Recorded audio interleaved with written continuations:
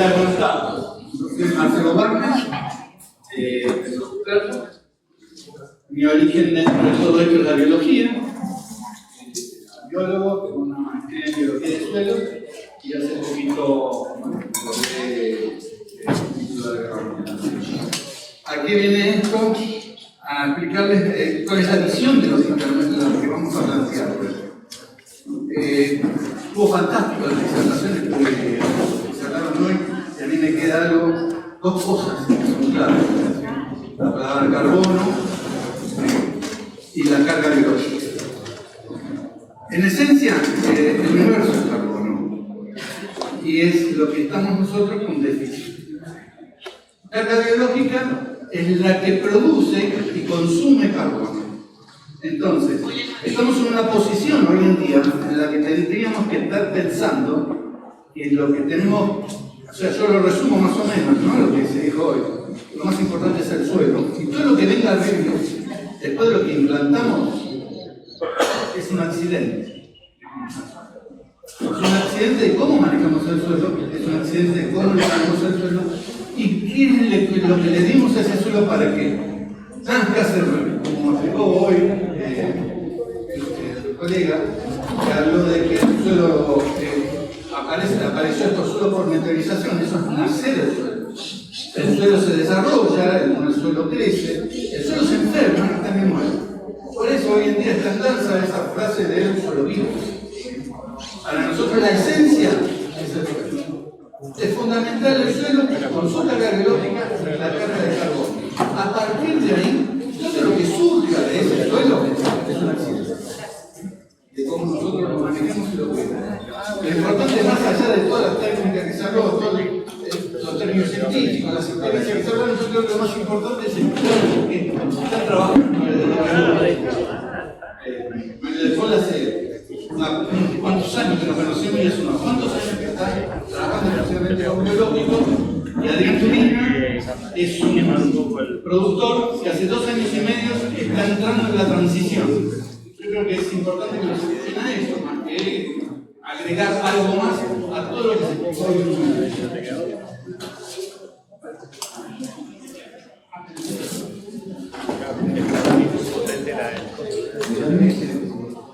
Buenas tardes a todos. La verdad que compadezco estar con esta temperatura para escuchar algo de biológico, algo impensado para mí. Ya lo dijeron, soy de la zona de Hernando, la pueden identificar por la capital San Manín, por lo que pasan hacia el cierre, pueden haber pasado. No sé si me da alguien que la producción, primero decir que estoy acá por el clase de alfabético.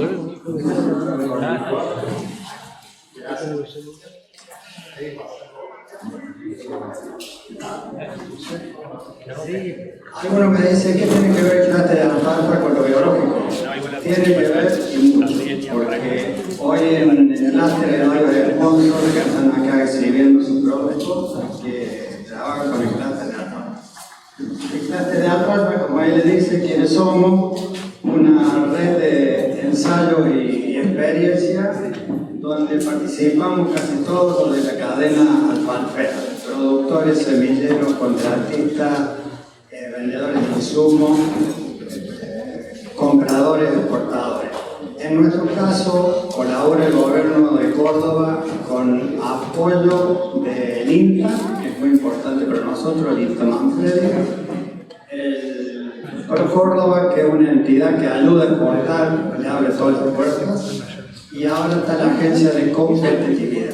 Las universidades, ¿cómo se solventa el clúster? Si quieren pasando, digamos, el clúster lo solventan los socios y los sponsors, el dinero lo maneja la comisión directiva del clúster, y bueno, hay unos grupos de WhatsApp donde se publican todas las cuestiones, ensayos y experiencias. También se publican los precios de la alfalfa, porque como uno cotiza en bolsa, es muy difícil saber. Hay momentos que aumenta el precio y uno se lo pierde por no estar conectado, y hay veces que baja como ahora y uno queda descolgado. Es una, ahí está, como dice, la red de ensayos. clúster de alfalfa es Córdoba, pero tiene 8 adherentes de provincias distintas. Ya se están formando clústeres en otro lado, creo que acá en Entre Ríos hay uno en marcha, hay otro en Mendoza.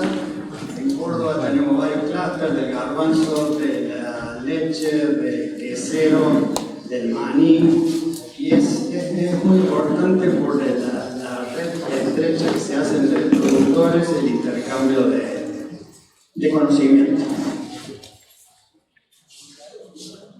Si quieren pasamos a lo mío. Yo estoy tomando pantalla y el chico está tomando Bueno, a mi juego me llama. Como contó recién Marcelo, yo hace más de 15 años que tengo experiencia en trabajar con el suelo con ácido húmico y fúlvico. Hoy es muy fácil contar lo mío porque con los técnicos que pasaron explicaron al pie de la letra algo que yo no lo sé hacer porque no soy técnico. Yo soy productor solamente, pero sí tengo la experiencia de estos 15 años que no es poco. Algo que no me gusta guardármela para mí, porque el que se va a iniciar con esto a lo mejor tiene que pasar 15 años probando y cuando la tiene afinada como yo, ya tiene que retirar. Entonces mi misión es esa, contarle que esto es posible, existe, pueden ir a mi campo, pisarlo, verlo, no hay nada escrito que no esté. Cuando yo empecé, me ninguneaban hasta en el entorno familiar. ¿Qué va a hacer con eso? Si eso no sirve, eso para la maceta, para la quinta. Y yo, como soy nacido en marzo, bastante cabeza dura, digo, esto tiene que andar. Pero bueno, no lo encontraba a la venta, no había mucho donde asesorarse, no había mucho escrito, el INTA no tenía nada, las universidades tampoco. Y bueno, a base de prueba y error, probando. Una de las pruebas primeras que hicimos, lo hicimos en soja y poniendo unas dosis a tienta y loca porque no había una receta, pusimos una cantidad de producto y nos dio 200 kilos más de soja. Era importante cubrir los gastos. Bueno, después hicimos un análisis de agua pensando que si rindió más, por sentido común tendría que haber menos agua. Ahí nos topamos con la primera sorpresa. Había más agua en el suelo que había rendido más. Bueno, entonces empezamos a investigar por qué se debe todo esto, de todo lo que explicaron recién. Al haber más porosidad, absorbe más agua el suelo, cosa que hoy no está pasando, porque el problema general que tenemos todo es la compactación. Por más directa que hagamos, los suelos están como este cemento. Entonces caen 50 milímetros y así, no ve 50. ¿Cuánto entró en el suelo? 10 o 15 con mucha suerte, si yo de golpe medio. Entonces, ¿qué caemos ahora? Hay que hacer canales, hay que hacer alcantarillas, consorcios canales, un montón de infraestructura, cosa que el suelo tendría que estar absorbiendo esa humedad para mejorar el rendimiento. Esto va a llevar tiempo porque no es fácil, no es como el químico que uno lo aplica y ve los resultados ahí. Esta tecnología no va en contra de nadie. Claro, no viene a despojar a nadie, es para complementar. Ustedes quieren usar arado de reja, lo pueden usar, quieren usar cincel, quieren usar químico, usen lo que se les da la gana. Pero si se animan a probar, después cuando empiecen a ver resultados, van a ver que no hace falta pasar un paratil en la cabecera, porque el mejor subsolador son las raíces y las cantidades que deja este sistema. Al haber más funcionamiento de todo el microorganismo, todo el bicherío que le damos al suelo, solito se va y penetra. Yo a través de los años ya le puedo decir dónde está aplicado la tecnología de años y dónde no. Usted va a decir que es loco, no. Es increíble la cantidad de agujeritos que se notan, la cantidad de bichitos que hay, cómo cambia todo el paisaje de la Bajita de San Antonio, la Bajita que se come el pulgón, toda esa cuestión es notable. No es en un día, no es como comer 5 kilos de zanahoria y tirarlo en el ojo, eso no es. Esto es biología.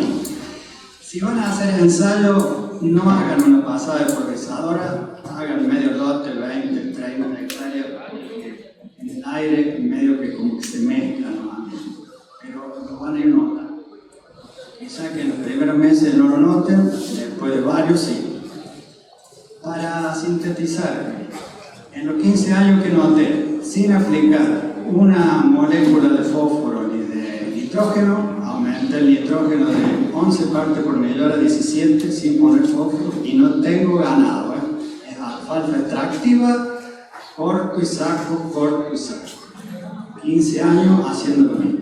Aumenté la materia orgánica de 1,8 a 2,2, eso es un capítulo muy grande. Hago alfalfa sobre alfalfa, algo que en todos los libros que leen, decir que eso no anda, no viene, no anda. Obviamente tengo algo de menos rendimiento, pero como yo me dedico únicamente a la alfalfa, lo hago. Y al desintoxicar el suelo con la enmienda orgánica, me permite anular eso que yo creía que se llamaba alenopatía, no, tiene otro nombre. La condición de la alfalfa que mata a la misma alfalfa, como que no viene otra cosa. Con esto se puede hacer. No es lo recomendable, pero como yo no vendo otro producto, no sirve así. Otra cosa que impacta y cuesta creer, a mí me costó convencerme al principio, como el tema insectos, la mano plaga. Yo siempre digo que la plaga más grande del planeta somos nosotros, el ser humano, que destruimos no solo para comer, sino para hacer plata que después se va al psicólogo, al cardiólogo y al abogado. Es una opinión mía. Cuando el suelo ya está estabilizado, después de 2 o 3 años, se produce algo que se llama trofobiosis. Planta sola, al estar sana, es como nosotros. Si nosotros estamos bien nutridos, no bien alimentados nomás, nutridos, el COVID va a ser un refri. Esto pasa con el suelo. Al estar bien nutrido el suelo, los insectos que le llamamos cualquiera, bolón o soca, no van a atacar la planta ni le van a hacer daño. Va a haber isoca, va a haber una cantidad que la planta se defiende sola y no va a hacer daño. Eso ya me evita la aplicación de insecticidas que no es bueno. O sea que llega esta época, los aviones chocan un poquito, todo desesperado, algunos lo realizan 2 veces, y yo ni siquiera lo voy a ver porque tengo la tranquilidad que el sistema está trabajando solo de forma normal. ¿Qué más les puedo contar? La descompactación del suelo, yo en la alfalfa paso 32 veces al año, entre segadora, rastrillo, arrolladora, juntadores de rollo, y a veces entramos con los camiones del otro. Y bueno, con este sistema logro una capilaridad. Si hay la foto suelo, muestra la miga de pan tan ansiosa que tenemos, tan ansiada, que escuchábamos antes, y después se fue perdiendo, quedó un cemento. Con esto lo que logro son esos 3 pilares. Un suelo sano, donde va a generar alimentos sanos. La sustentabilidad, yo no voy a tener siempre 130 quintales de maíz, ni 30. Voy a tener a lo mejor un promedio de 80%, 100. La rentabilidad, ser sustentable, me permite una estabilidad. El medio ambiente es otro agradecido de esta tecnología, porque al contaminar menos cambia el paisaje. Como dije, aparecen todos estos insectos que le llamamos benéficos, en realidad son todos insectos que están en el ambiente. Y en mi dirección, el que quiera ver el campo, quiere hacer preguntas, quiere lo que necesite, estoy a vuestra disposición. Algo que les aconsejo que se animen a probarlo, no se van a arrepentir. Yo sé que cuesta al principio porque el entorno empieza a decir, no, pues si esto no hubiera, lo haría fulano o lo vendería en vegano. Pero ustedes traten de probarlo, nada más. Por ahora, si hay otra cuestión, la comunicamos. Adrián, tu tiempo, la idea es que también se produzca una ida y vuelta, obviamente, entre ustedes y su experiencia. Bien, buenas tardes. Disculpen la primera vez que estoy frente a gente, micrófonos y que voy a estar bastante nervioso.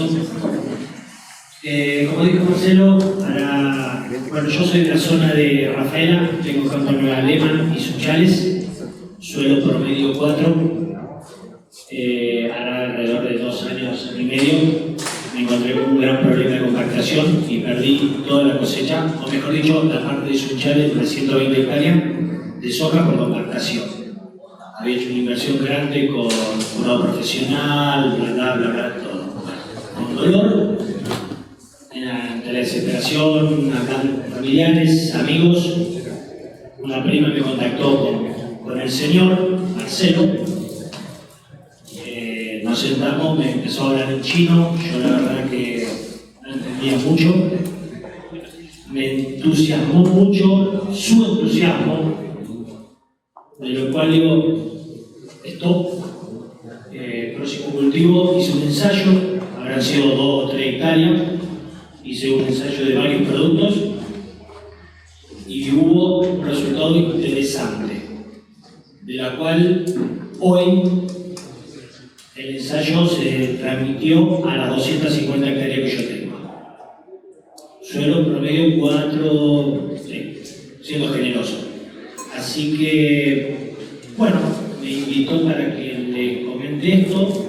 Este año no usé ningún fertilizante, no usé ningún cura semilla, no usé, excepto insecticida y algún herbicida, obvio, pero no usé nada químico.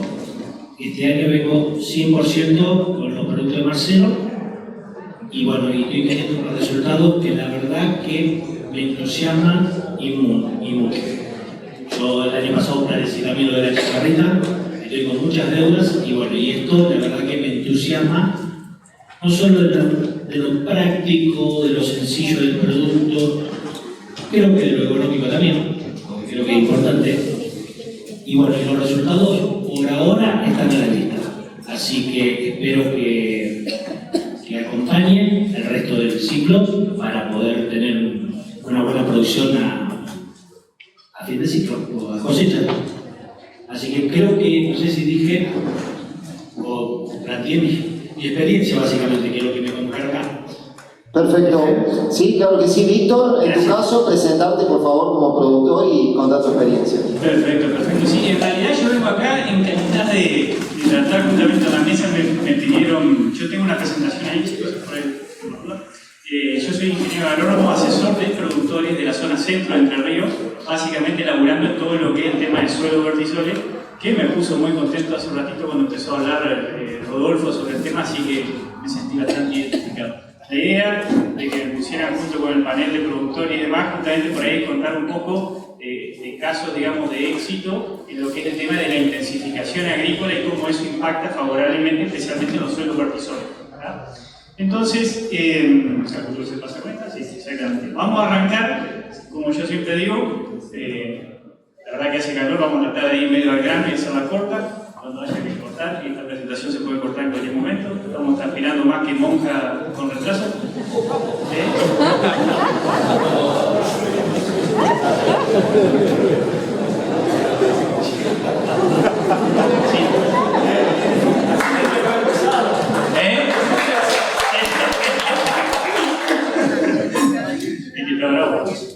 Bueno, para los que les guste TikTok, Instagram y demás, ahí tienen mis redes sociales.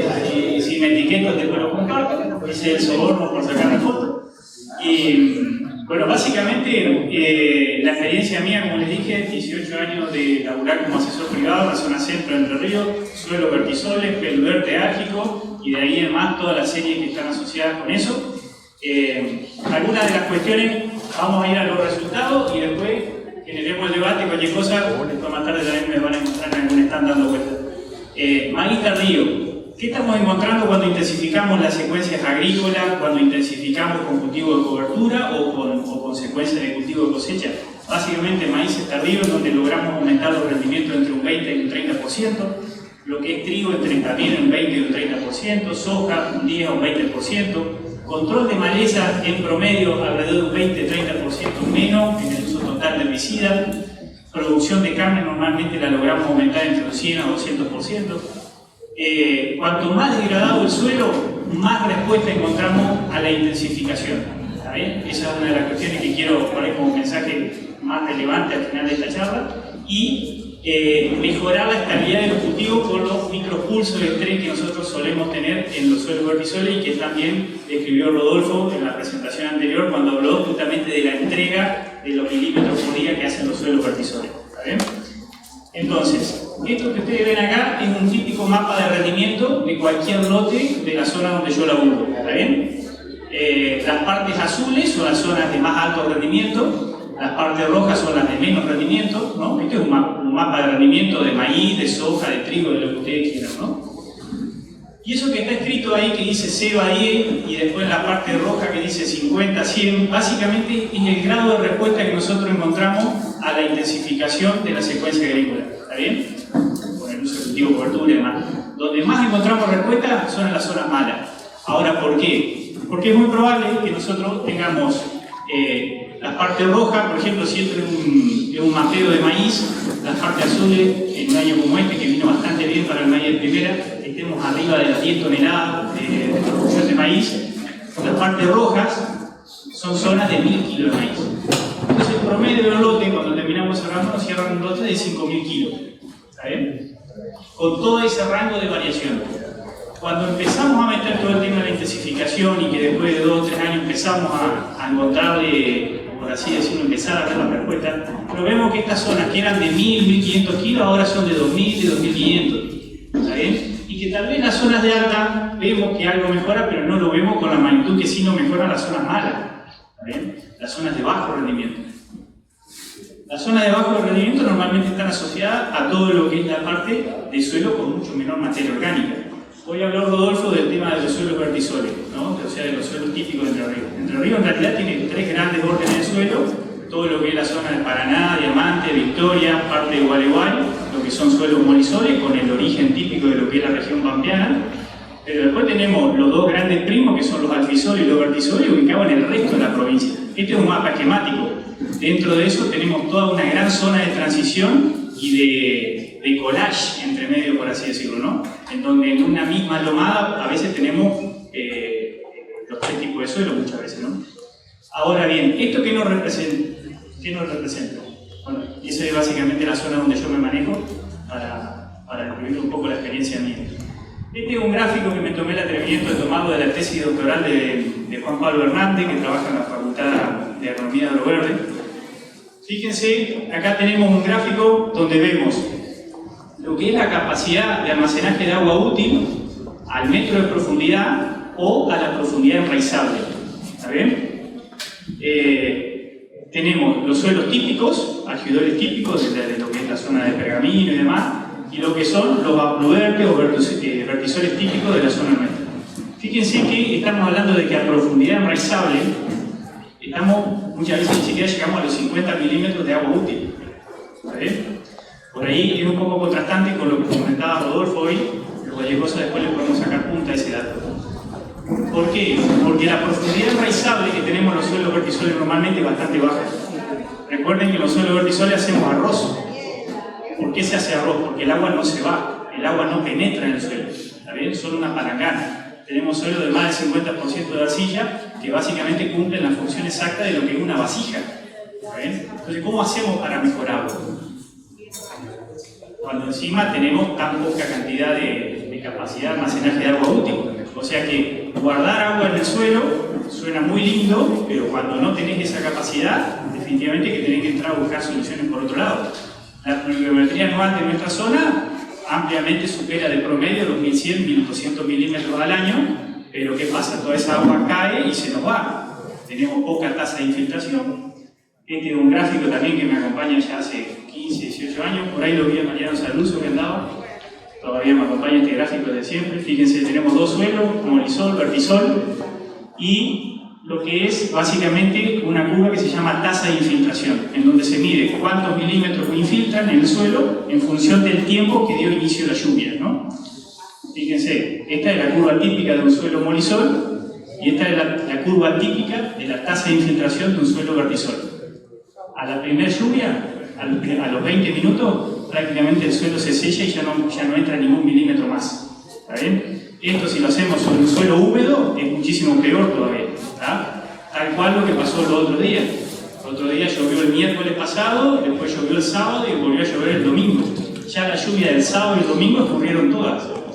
Toda la zona donde yo vivo estuvo toda inundada el domingo y parte del lunes, arroyo crecido y demás, porque toda esa agua no entró nada, por la falta que veníamos previa, ¿no? Pero bueno, estos gráficos siempre los muestro porque me gusta mostrarlos.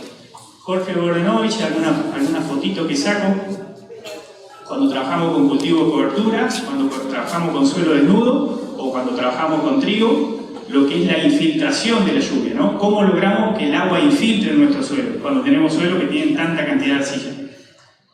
Básicamente, un suelo cubierto, un suelo con cultivo, nos infiltra casi entre 37, 40, 50% más de lluvia efectiva tenemos en esos lugares que si tuviéramos el suelo desnudo. Prácticamente lo mismo que decía Rodolfo hoy. Entonces, todos esos milímetros que se nos van en un momento de escasez, por ejemplo, es muy frecuente en nuestra zona tener periodos de precipitación que te cae un chaparrón de verano de 70 milímetros en una hora, o en 20 minutos, en 30 minutos. Si vos tenés una situación de suelo descubierto o otra situación en donde venís con un suelo trabajado, intensificado y más, y lográs meter 30, 40 milímetros más de suelo, de lluvia a ese suelo, que eso se termina transformando en grano, multiplíquenlo por 20, dijo Rodolfo hoy, 20 milímetros para producir 20 kilos por cada milímetro de lluvia. Imagínense, ustedes pueden meter 50 milímetros más en ese suelo, lo multiplican por esa cantidad de kilos, prácticamente están en 1000 kilos más de maíz solamente por haber en una lluvia logrado meter más agua al suelo. ¿Ah? En los suelos vertisolares responde muy rápido toda esta tecnología, para mí ver en gran parte por estas cuestiones que estamos hablando. Erosión hídrica, otro gran flagelo en nuestro suelo. Se sellan y empieza a correr. Cuando el agua corre, arrastra. Si el suelo está desnudo, si el suelo está descubierto, arrastra capa fértil del suelo. ¿Está bien? También otro laburo muy bueno, en donde básicamente, no quiero enredarlo con los gráficos, pero básicamente lo que muestra es que la cantidad de nutrientes que se me va con el arrastre de la materia, que me lleva, digamos, esas precipitaciones, la cantidad de nutrientes que se me lleva multiplica por 2 o por 4 a lo que tiene el suelo original. ¿Está bien? Este laburo es posible gracias a todas las parcelas de descubrimiento y demás que existen en Anita Paraná y que generan la posibilidad de toda esta información recontra valiosa, ¿no? Entonces, para ir resumiendo, tenemos suelos con muy baja capacidad de almacenaje de agua útil total a profundidad enraizable, con una muy baja tasa de infiltración, la lluvia efectiva, o sea, lo que podemos recaudar de lluvia efectiva. Tenemos una altísima pérdida de suelo, de nutrientes y demás, por erosión hídrica. Genéticamente tenemos suelos que son pobres en fósforo y encima con una alta capacidad de absorción de ese fósforo. O sea, encima que son genéticamente pobres, tienen una capacidad de retenerlo muy fuerte. Acá Juanjo puede dar cátedra de eso. Altísima relación de microporos sobre los macroporos, o sea, la cantidad de poros que tenemos justamente por el material predominante que son las arcillas son poros muy chicos, ¿tá? Y tenemos situación de saturación y anoxia muy frecuente. Por ejemplo, la semana pasada teníamos una situación de sequía tremenda, cayó una lluvia el miércoles de 80 90 milímetros, despacito, casi 18 horas, prácticamente infiltró todo, espectacular. El sábado volvió a llover. Al domingo vos ya tenías situación de anoxia a nivel radicular, con muy pocas raíces activas porque estaban toda en una zona seca, y ya ahora en los próximos días, en estos días ya empezamos a ver mortandad de plantas por situación de anoxia a nivel radicular. Bueno, entrega del agua útil, que es un poco lo que hablaba Rodolfo hoy, que tenemos suelos que tienen muy fuerte el agua. Entonces con todo esto, digamos de la intensificación y demás, ¿qué cosas podemos esperar mejorar en los suelos vertisolares? La capacidad total de almacenaje iba a ser muy difícil que trabajemos sobre eso, es prácticamente imposible. O sea, la capacidad total de almacenaje de agua útil sería muy difícil modificarla con estas prácticas. Pero donde sí podemos trabajar muy fuerte es sobre la tasa de infiltración. O sea, lograr que cuando tengamos eso, gracias a Dios, pequeños eventos de lluvia, logremos meter la mayor cantidad de milímetros al suelo para que esos milímetros estén en el suelo y a través de la evapotranspiración termine generando grano. ¿Está bien? Altísima pérdida de suelo por nutrientes y por erosión hídrica, lógico. Eso es, no voy a entrar en detalles, pero es totalmente clave. lo que es la genética pobre, bueno, lo que hablamos del tema de la absorción de fósforo y demás. Uno de los laburos muy interesantes que estamos haciendo junto con Paola Ecclesi y Estefanía Apelan, que son investigadoras del INTA, yo aclaro, yo acompaño, pero las que saben son ellas, digamos, es básicamente el tema de tratar de medir cómo los cultivos de servicio, en el caso nuestro lo hicimos con vicia, era todo ese fósforo que absorbe la vicia, cómo después, a través de la degradación, nos puede aportar fósforo al cultivo agrícola siguiente, ¿no? Bueno, lamentablemente no nos acompañaron los años, pero ya llevamos 2 años de ensayo, queremos que los próximos podamos empezar a sacar resultados para empezar a mostrar. Pero básicamente la explicación sería que el fósforo orgánico, en el cual se transforma ese fósforo que absorbe los cultivos de servicio, quede de una forma mucho más fácil disponible para los cultivos agrícolas posteriores. ¿Está bien? En resumen, esa es la idea. Trabajar sobre la relación de microporo, macroporo, lo que hablaba Rodolfo hoy, aumentar la cantidad de macroporo para que así aumente la tasa de infiltración del suelo. Situaciones de saturación y anoxia, ahí tenemos algunas dudas, pero definitivamente que con que nosotros podamos empezar a disminuir que la situación de anoxia del suelo no nos llegue tan rápido o se vaya antes, definitivamente empezamos a ver algunos resultados de esto. Por ejemplo, en esas zonas malas del lote donde yo le digo que es donde vemos la respuesta más rápida de la intensificación agrícola, a veces nos pasaba que no lográbamos cultivo, directamente vos sembrabas la soja, el maíz, el trigo, una pradera, lo que sea, y vos siempre tenías esos lugares donde no tenías nada. Cuando empezás a lograr la intensificación agrícola, metés raíces, metés cobertura y demás, cuando empiezan a pasar los años, después de 4 o 5 años, empezás a lograr cultivos que, si bien con un rendimiento limitado, definitivamente que comparado con la nada que tenías antes, está relacionado mucho con el tema de la anoxia. Y el tema de la entrega de agua, bueno, eso no sabemos si podemos llegar a mejorar algo de eso. Bueno, este es el laburo que yo le contaba recién, que yo estoy colaborando junto con Paola Ecclesi y Estefanía Apelan. Esto vamos a pasarlo. Les quería mostrar algo de vicia, algunas cuestiones. ¿Podés decirme cuando ya esté el tiempo? ¿Estamos bien? ¿A seguir o...? Listo, perfecto. Vamos a adelantar un poquito. Tema de vicia. Inoculado sin inocular.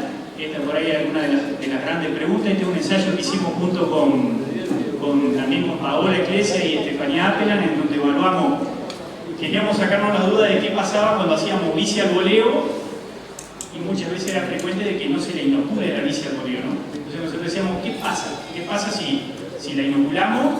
¿Qué pasa si le llueve enseguida? ¿O qué pasa si la sembramos al voleo inoculada y no llueve enseguida? Entonces hicimos un ensayo de eso. Acompañó la gente de Rizobacter también, que ellos querían probar a su vez 2 cepas distintas.